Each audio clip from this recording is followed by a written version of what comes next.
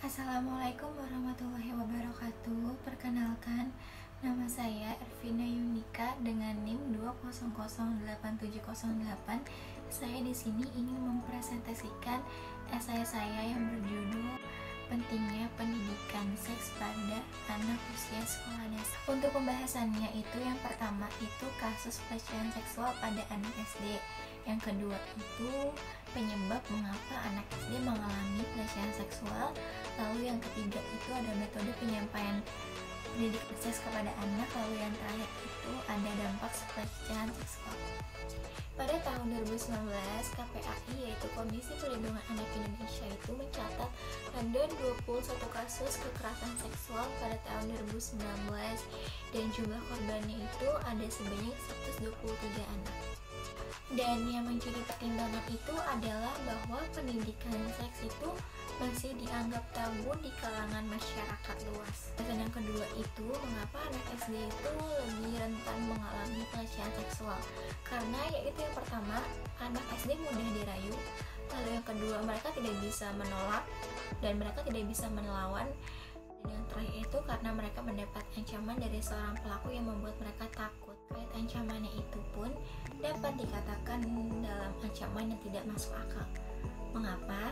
Karena untuk ancaman itu mereka biasanya mendapatkan ancaman bahwa nanti mereka tidak akan ditemani. Dan yang ketiga itu tentang metode penyampaian pendidikan seks pada anak sekolah dasar. Di sini peran guru dan orang tua sangat berperan penting dalam proses penyampaian pendidikan seks. Pendidikan seks diberikan dengan langkah-langkah yang bertahap sesuai dengan tahapan pemahamannya dan usianya anak tersebut. Setiap anak memiliki cara yang berbeda-beda untuk memahami apa itu tentang pendidikan seks, dan cara pemberian pemahaman tentang pendidikan seks pun jangan terlalu vulgar. Mengapa? Karena itu akan berdampak negatif kepada anak. Dan untuk pemberiannya pun bisa melalui seperti gambar atau audio atau video pun juga bisa. Metode yang pertama itu menanamkan rasa malu kepada anak. Contohnya itu jangan membiarkan mereka bertelanjang. Seperti mereka apabila setelah mandi mereka diwajibkan menggunakan anduk walaupun mereka masih kecil. Lalu apabila mereka sedang berganti pakaian, jangan sampai ada seorang laki-laki atau kakaknya yang melihat. Kemudian memberikan pemahaman tentang bagian mana saja yang termasuk ke dalam kategori aurat bagi wanita dan laki-laki. Dengan cara ini pun nanti anak akan menjadi terbiasa hingga mereka dewasa nanti. Lalu yang kedua itu memberikan pemahaman tentang alat-alat reproduksi dengan cara memberi pengetahuan tentang siapa saja yang boleh dan tidak boleh menyentuh tubuh mereka, karena tubuh mereka itu merupakan bagian yang sangat sensitif dan sangat amat penting bagi dirinya. Kemudian dalam pemberian pemahaman tentang alat-alat reproduksi pun bisa menggunakan media gambar ataupun video. Namun ini pun jangan yang terlalu vulgar. Karena apa? Karena nanti akan berdampak negatif kepada anak. Untuk gambar dan video pun dapat menggunakan animasi dan agar anak tidak cepat bosan untuk memahami tentang alat-alat reproduksi. Lalu kemudian metode yang ketiga.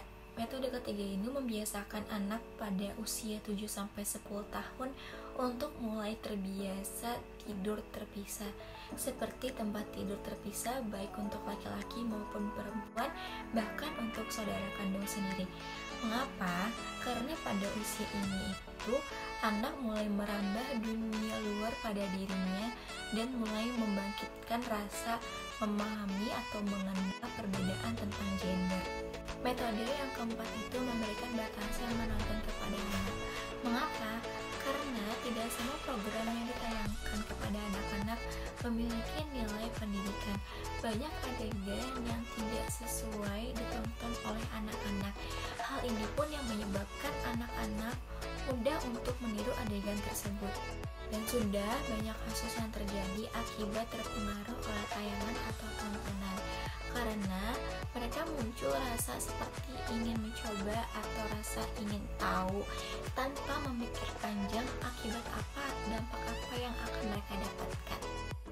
Dengan cara ini diharapkan orang tua dapat memantau tayangan atau program apa yang mereka tonton dan dapat mengarahkan mereka kepada hal-hal yang positif dan bermanfaat.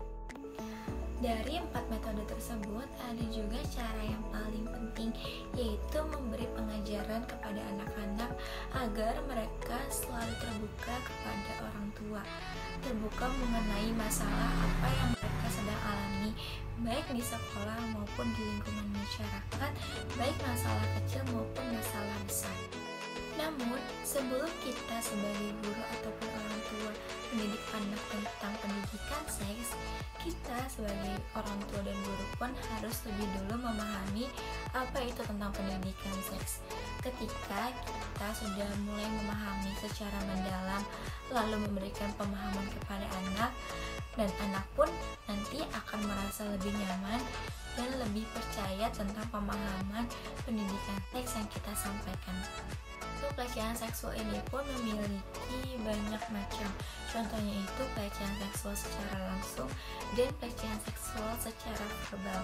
Untuk pelecehan seksual secara langsung, contohnya itu seperti menyuruh anak untuk memegang alat kelamin orang dewasa atau lawan jenis. Dan untuk secara verbal, seperti contohnya itu memberikan komentar atau perkataan yang tidak senonoh atau tidak pantas yang membuat anak merasa tidak nyaman dan tidak aman. Dan pembahasan yang terakhir itu tentang dampak pelecehan seksual pada anak sekolah dasar. Yang pertama itu ada dampak psikologis, lalu yang kedua itu ada dampak sosial. Yang pertama, dampak psikologis itu memberikan efek seperti depresi, stres, trauma, cemas, hingga cedera fisik. Karena kejadian ini pun tidak mudah untuk dilupakan dan memberi tekanan pikiran kepada anak. Kemudian dampak sosial yang akan dialami anak seperti yang pertama, prestasi akademik maupun non-akademik menurun. Kedua, karena rasa takut anak menjadi bolos sekolah. Ketiga, terjadinya kerusakan karakter. Keempat, karena rasa kehilangan kepercayaan kepada orang lain, dan ini pun akan mengakibatkan anak menjadi putus sekolah. Maka dapat disimpulkan bahwa anak sekolah dasar itu rentan mengalami pelecehan seksual, dan sudah seharusnya anak sekolah dasar mendapatkan pendidikan seks baik dari guru maupun dari orang tua. Karena di tangan anak-anak inilah masa depan suatu wilayah, daerah, negara, dan bangsa pun akan maju. Dan selain mendapatkan pendidikan seks, anak juga wajib mendapatkan dukungan perlindungan yang ketat baik dalam keluarga, masyarakat, negara, hukum, atau sistem peradilan yang sesuai.